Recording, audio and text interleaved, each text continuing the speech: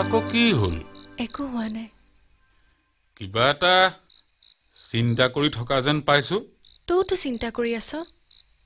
তোৰ মোৰ চিন্তা একে নহয় অ আই। কিবা এটা সুধিম বুলি আহিছিলো। সোধ আকৌ।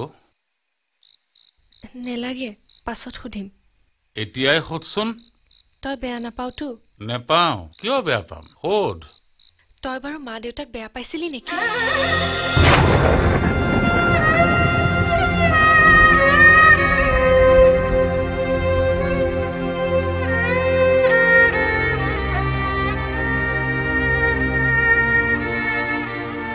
ককা, নিজৰ সন্তানক কেতিয়াও বেয়া পাব নোৱাৰি অ মইনা। তেন্তে তই দেউতাক কিয় খেদি দিলি?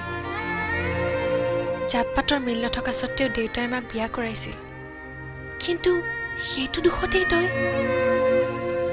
তোৰ আৰু কিবা সুধিব লগা আছে নেকি?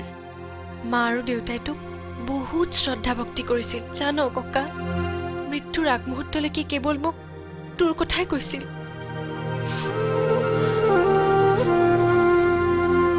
সময়ে মানুহক বহুত কথাই উপলব্ধি কৰিবলৈ শিকায়।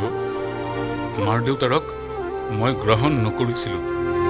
সেই সময়ত সেইটো শুদ্ধ সিদ্ধান্তই আছিল, কিন্তু আজি এই সময়ত হয়তো